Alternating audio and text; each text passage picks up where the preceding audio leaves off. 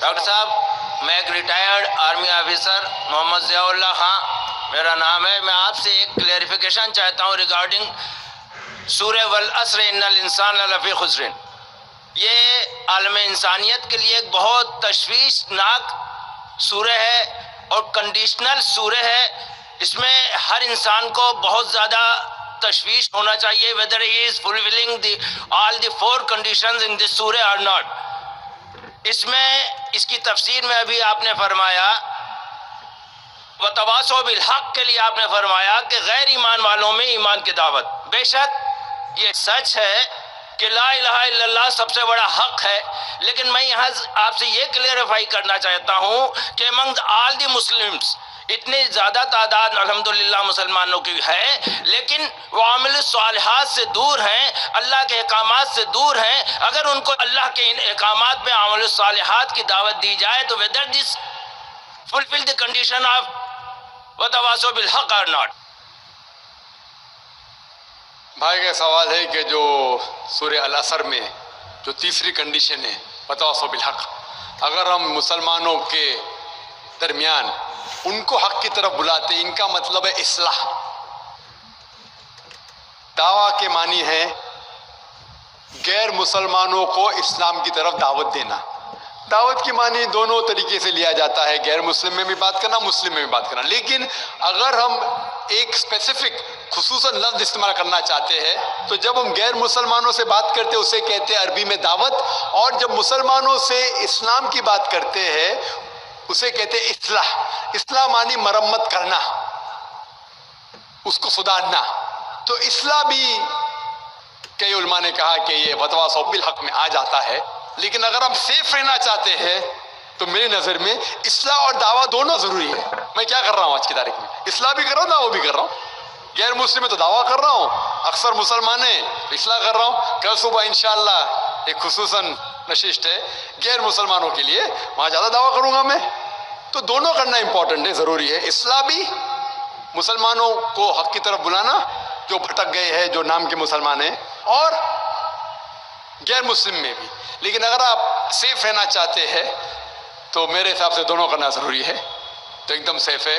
और जन्नत में जाने के लिए हमें जो भी कर सके करना ज़रूरी है, क्योंकि अल्लाह ताला फरमाते सूरह मुल्क में सूरा नंबर 67 आयत नंबर 2, अल्लज़ी खलक़ल मौत वल हयाता, अल्लाह सुब्हानहू व तआला ने ज़िंदगी और मौत दी ताकि वो जान सके आप लोग में से कौन अच्छे अमाल करता है। तो ये ज़िंदगी है, आखिरत के लिए इम्तिहान है। तो इस इम्तिहान में हमें सफल होना बहुत ज़रूरी है। इसीलिए हमें कोशिश करना चाहिए कि जहाँ तक हो सके अल्लाह और अल्लाह के रसूल के अहकाम के ऊपर अमल करें। दूसरा सवाल भाइयों की तरफ से दूसरे माइक से। अस्सलाम वालेकुम, मेरा नाम शुजाउल हसन है। मैं कंप्यूटर लेक्चर की हैसियत से एक सरकारी कॉलेज में काम करता हूँ। जनाब, आपसे मिला हुआ वक्त बहुत कीमती है और बहुत नाकाफ़ी है, लेकिन फिर भी मैं 2 सवाल करूँगा। आपसे गुजारिश है कि जो आपने नियम बताया उसके अलावा जाके इन दोनों सवालों का जवाब देते हैं, मेहरबानी होगी। पहला जो है दहशत गर्दी से रिलेटेड है कि ये जो टेररिज्म के लिए अभी एक साहब मस्तूरात से क्वेश्चन आया था, उसका जो आपने जवाब दिया मैं उससे बहुत ज़्यादा जो है सेटिस्फाई नहीं हुआ। आपने बुश और अमेरिकी ताकतों को बहुत बड़ा टेररिज्म बना के, और जो मेन सवाल था उसका जवाब नहीं मिला। मेरा सवाल ये है कि कश्मीर की इनोसेंट किलिंग या अफ़गानिस्तान पे जो आपके इम्फोज करके इस्लाम को लोगों ने कोशिश करी तालिबान ने, वो या उसामा बिन लादेन, इन तीनों को इस्लाम और कुरान की रोशनी में जस्टिफाई किया सकता है या नहीं? और मेहरबानी करके दूसरा क्वेश्चन भी सुन लीजिए। एक सवाल भाई साहब, एक सवाल जो रूल्स है उसके ऊपर किए। भाई साहब ने कहा कि अहम सवाल कश्मीर के बारे में मैंने जवाब दिया ही नहीं। भाई साहब, वो सवाल में कश्मीर का जिक्र था ही नहीं, आपने सवाल ही नहीं सुना, वीडियो रिकॉर्डिंग है इधर। उस सवाल में कश्मीर का जिक्र था ही नहीं। उस सवाल में ये था कि जो WTC का वो जिहाद है क्या नहीं है। मैंने कहा है, लेकिन जिहाद फी सभी शैतान। आपने दूसरा सवाल किया कि मेरे नज़र में जो ओसामा बिन लादेन कर रहा है वो कुरान और हदीस की रोशनी में सही है क्या नहीं।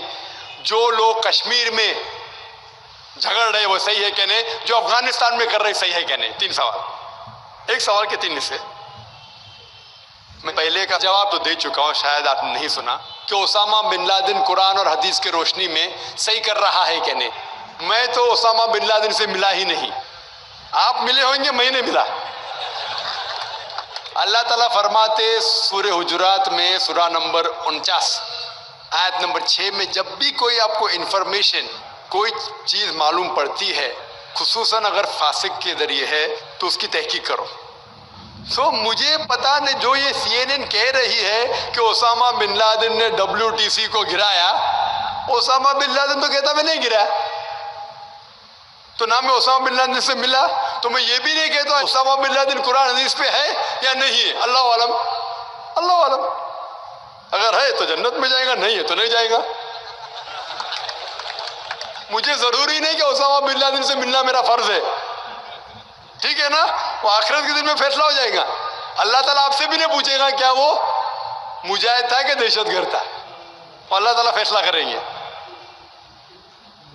सवाल नंबर 2 कि कश्मीर में जो लोग झगड़ रहे हैं, क्या वो कुरान और हदीस के रोशनी में है क्या नहीं। मैं कश्मीर में लास्ट ईयर 2003 में तकरीबन 1 साल पहले गया था। आप देखते हैं कि कश्मीरी लोग अलग अलग वजह के लिए झगड़ रहे हैं। अगर वो वजह कुरान और हदीस से सही है तो सही वजह, अगर खिलाफ है तो खिलाफ है। ये कहना कि सारे कश्मीर कुरान हदीस के ऊपर है या सारे कश्मीर नहीं है, ये बिल्कुल गलत है। कुछ लोग कुरान और हदीस की रोशनी में जद्दोजहद कर रहे होंगे तो सही जिहाद कर रहे, कुछ लोग अपने जाती फायदे के लिए एक दूसरे का कत्ल कर रहे हैं, वो बिल्कुल गलत है। तो हम देखते हैं कि कई बार कई लोग अपने जाती फायदा अपना बना लेते हैं। तो मैं ये नहीं जानता हूं खुसूसन कौन कश्मीरी क्या कर रहा है। तो इसीलिए ये कश्मीर आम लोग कुरान हदीस पे अमल कर रहे क्या नहीं, आपको उससे पूछना चाहिए जो पॉलिटिक्स के अंदर एक माहिर है। अल्लाह ताला फरमाते सूरह नहल में सूरा नंबर 16 आयत नंबर 43, और अल्लाह ताला फरमाते सूरा नंबर 21 आयत नंबर 7 में, फसअलू अहल ज़िक्री इन कुंतुम ला तालमून। उससे पूछो जो उस फन का माहिर है। मैं पॉलिटिक्स के फन में माहिर नहीं हूं, मैं दाई हूं, तो किस तरीके से जवाब देना गैर मुस्लिम को बोलूंगा, लेकिन पॉलिटिक्स में कश्मीर लोग क्या कर रहे हैं, अफगानी लोग क्या कह रहे हैं, वो मैं नहीं कह सकता हूं। मैं उस फन का माहिर नहीं हूं। अगर कहूंगा तो कुरान के खिलाफ जाएगा। आप उससे पूछो जो माहिर है। मैं इस फन का माहिर नहीं हूं, मैं दावती मैदान का माहिर हूं। आप भगवत गीता के बारे में पूछिए, रामायण के बारे में पूछिए, हिंदुइज्म के बारे में पूछिए, ईसाईयत के बारे में पूछिए, ये अफगानिस्तान के बारे में या कश्मीर के बारे में मैं इस फन का माहिर नहीं हूं। लेकिन ये जानता हूं मैं कि जहां तक कि अफगानिस्तान का ताल्लुक है, तालिबान का ताल्लुक है, हम देखते हैं CNN के अंदर कि कई बार BBC और CNN में दिखाया गया कि तालिबान एक खातून को बेदर्दी से मार रहा है। अरे तालिबान खवातीन को मारते हैं जालिम लोग। क्योंकि दाई होने के हैसियत से मैं कई ममालिक का दौरा करता हूं। 2 साल पहले मैं मलेशिया में गया था। वहां एक शौहर और बीवी से मुलाकात हुई जो डॉक्टर थे। बीवी गायनोकोलॉजिस्ट थी और शौहर सर्जन थे। उन्होंने तकरीबन 1 महीना अफगानिस्तान में रहे और उन्होंने कहा मुझसे कि ये जो टीवी में दिखा रहे थे कि तालिबान लोग खवातीन को मार रहे, ये बिल्कुल गलत है। मैंने पूछा आपको कैसा पता गलत है? तो उसने मुझसे कहा, वो मियाँ बीवी ने कहा, क्योंकि तालिबान को जो पगड़ी बांधते हैं उनके बांधने का एक खुसूसी तरीका है। मिसाल के तौर पे जब हम अरबों को देखते, हमारे लिए जो अजम है, हमारे लिए सब अरब एक जैसे पगड़ी बांधते, फेटा बांधते, अपना गतरा बांधते। लेकिन वो अरब ही जानता है कि सऊदी गतरा बांधने का तरीका अलग है, वो एमिराटी UAE का गतरा बांधने का तरीका अलग है, वो कुवैती का गतरा बांधने का तरीका अलग है। वो पहचान सकते। हमने इसी तरीके से वो तालिबान की पगड़ी बांधने का तरीका अलग है। वो डॉक्टर कहने लगे मुझसे कि जिस तरीके से वो BBC और CNN में दिखा रहे थे तालिबान खवातीन को मार रहे, वो तालिबान है ही नहीं,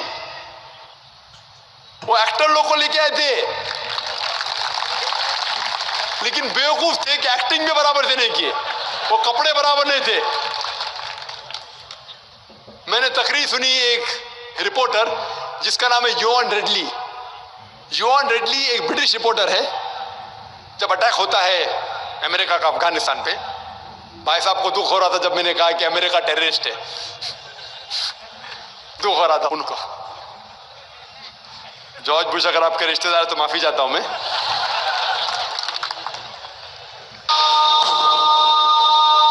तो योन रेडली जो थी, योन रेडली एक रिपोर्टर है, ब्रिटिश रिपोर्टर, सफेद है, वाइट यूरोपियन, उसको भेजते हैं अफगानिस्तान में तहकीक करने के लिए तालिबान के बारे में। वो सारे तहकीक करते हैं और पूरे टाइम वो नकाब में रहती है, हिजाब में रहती है। एक बार कैमरा गिर जाता है और उसका राज फाश हो जाता है, तो तालिबान उसे पकड़ते हैं, 6 दिन तक उसे कैद करते हैं। और जिस तरीके से तालिबान ने उसके साथ बर्ताव किया वो उस लेक्चर में कहती है कि लोग जब उन्हें पकड़ते हैं तो बोलते कौन इसके साथ है, तो आदमी को लेके आते, फिर उसको लेके जाते हैं और सब लोग घेर लेते। तो वो सोचती है अभी चंद मिनटों में ये जाहिल लोग मेरा कत्ल कर लेंगे, शायद हो सकता है कि 10-15 तालिबान मेरा बलात्कार करेंगे। उसके जहन में ये सब जा रहा है, सोच रही हो सकता है कि मुझे झाड़ पे से लटका देंगे। वो एकदम डरी हुई होती। 1 घंटे तक लोग उसे घेरते लेकिन कोई भी सामने नहीं आता। वो सोचते अभी मेरी मौत, अभी मेरी मौत। 1 घंटे बाद एक अफगान औरत आती है और उसके जिस्म की जांच पड़ताल करती है। फिर उसे पता लगता है हाँ ये लोग समझते हैं कि मेरे पास हथियार है। वो इतना तेज में आती है, अगर लोग मेरे से पूछना चाहिए हथियार में, बोलती नहीं है। 1 घंटा तक के मैं तड़प के मर रही हूं कि ये आज मुझे मारेंगे। वो तेज में आके क्या करती है, अपना स्कर्ट उठा लेते, देखो मेरे पास हथियार नहीं है। जैसा स्कर्ट उठाती है तालिबान 180 डिग्री उस तरफ देखते और भाग जाते। तो वो कहती है अपने तकरीर में तालिबान को मारने के लिए बम गिराने की जरूरत नहीं। वो कहती है अगर औरतों के कपड़े छोड़ेंगे तो तालिबान मर जाएंगे शर्म के मारे। और वो तकरीर करती है कि इस इज्जत से मेरी हिफाजत की 6 दिन तक के वो तालिबान लोग ने। और जब उसे पूछा जाता है सवाल जवाब के नशिस्त में, क्या आपको लगता है कि अल कायदा ने WTC को गिराया, तो वो योन रेडली कहती है मेरे हिसाब से अल कायदा मौजूद ही नहीं है। ये उसका कहना, मेरा कहना नहीं। और जब उसे आजाद किया जाता है 6 दिन के बाद, और जब बाकी रिपोर्टर्स पूछते आपके साथ क्या सलूक किए, तो उन्होंने कहा इतना अच्छा हुस्न सलूक किए कि रिपोर्ट के अंदर ही नहीं आया।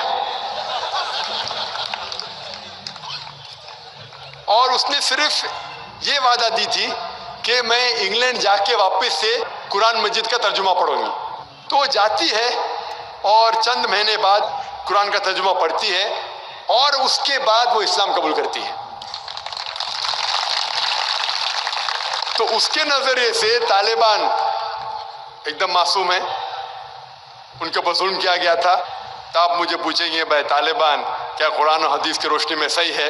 तो इसका नजरिया अगर लेंगे, जो गैर मुस्लिम थी योन रेडली, अभी माशाल्लाह हिजाब भी कर रही है, वो यूरोपियन हिजाब कर रही है माशाल्लाह, तो उसके नजरिए से भाई तालिबान अच्छे लोग हैं।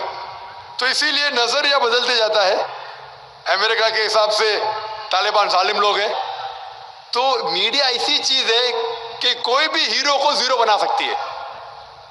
They can make day into night, black into white, day into night, black into white. Hero को जीरो बना सकती है, कोई विलन को भी हीरो बना सकती है। तो इसीलिए कुरान मजीद में अल्लाह ताला फरमाते कोई भी चीज़ आपके पास आती है उसकी तहकीक करो तीसरे को पहुंचाने के पहले। तो इसी बुनियाद पे मैंने कहा था, क्या नाम है, ओसामा बिन लादेन को जानता हूँ ना, यहाँ क्या हो रहा है पता नहीं मुझे, अफगानिस्तान भी मैं नहीं गया हूँ, लेकिन ये रिपोर्ट के जरिए ये पता लगता है कि ये जो अमेरिका कर रही है अपने मीडिया के जरिए, ये शैतानी हरकत जो गलतफहमी फैला रही है, उसकी सज़ा तो इंशाअल्लाह उन्हें मिलेंगी। इसीलिए मेरी नज़रिए से जॉर्ज बुश नंबर 1 टेररिस्ट है। आपको दुख होगा, जब मैं लंदन में गया था वहाँ एक तकरीर की और मैं जवाब दिया, तो एक नौजवान उठ के कहता है कि जॉर्ज बुश को हम दुआ करते हैं कि अल्लाह ताला उसका कत्ल करे। तो मैंने कहा मैं तो ये दुआ नहीं करूंगा, मैं तो ये दुआ नहीं करूंगा, क्योंकि अल्लाह के रसूल ने जो दुआ की, जो सबसे ज्यादा दुश्मन इस्लाम के खिलाफ जो थे मोहम्मद सल्लल्लाहु अलैहि वसल्लम के दौर में, दोनों का नाम था उमर। तो अल्लाह के रसूल ने ये दुआ की कि कम से कम एक उमर को हिदायत दे। तो मैं ये दुआ करता हूं कि कम से कम अल्लाह ताला जॉर्ज बुश को हिदायत दे। बहनों की तरफ से कोई सवाल? अस्सलाम वालेकुम, मेरा नाम युसरा है और मैं एक स्टूडेंट हूँ। मेरा ये सवाल है कि क्या टेररिज्म और एक्सट्रीमिज़म का एक ही माने है? बहन ने सवाल किया है क्या टेररिज्म और एक्सट्रीमिज्म का एक ही माने नहीं, दोनों अलग माने हैं। टेररिज्म मतलब जो दहशतगर्द है, जो इंसान के दिल में दहशत पैदा करता है। एक्सट्रीमिस्ट मीन्स शिद्दत पसंद। टेररिस्ट में टेररिज्म करता है, जैसा मैंने तकरीर में कहा कि गलत लोगों के दिल में दहशत पैदा करना अच्छी बात है, अच्छे इंसान मासूम के दिल में दहशत पैदा करना गलत है। एक्सट्रीमिज्म मतलब शिद्दत पसंद। तो लोग कहते हैं मुसलमान शिद्दत पसंद है, और बहुत से मुसलमान अपने बचाव के लिए, नहीं मैं शिद्दत पसंद नहीं हूं, मैं कहता हूं मैं शिद्दत पसंद हूं। लेकिन शिद्दत पसंद सही चीजों में, मिसाल के तौर पर ईमानदारी के मैदान में मैं शिद्दत पसंद हूं, हक के मैदान में शिद्दत पसंद हूं, जहां तक कि इंसानियत से अच्छा बर्ताव करना चाहिए उसमें शिद्दत पसंद हूं। तो शिद्दत पसंद सही चीजों में अच्छी बात है। कोई भी इंसान ये नहीं कह सकेगा कि आप बहुत शिद्दत से ईमानदार है इसलिए आप गलत इंसान है, कोई बोल ही नहीं सकता। हाँ, गलत चीजों में शिद्दत पसंद नहीं होना चाहिए। अल्लाह ताला फरमाते हैं सूरह निसा में, सूरह नंबर 4 आयत नंबर 171 में, ला तगलू फी दीनुकुम, do not commit excess in your religion. आप दायरे के बाहर मत काम करो। एक्सेस, ला तगलू फी दीनुकुम, दीन के दायरे के बाहर मत जाओ। लेकिन दायरे में होके एक तरफा शिद्दत जो हक की बात है वो तो अच्छी बात है। तो शिद्दत पसंद होना एक अलग बात है, टेररिज्म अलग बात है। हो सकता है कि एक इंसान दोनों है, या सिर्फ एक ही है, या दोनों नहीं है।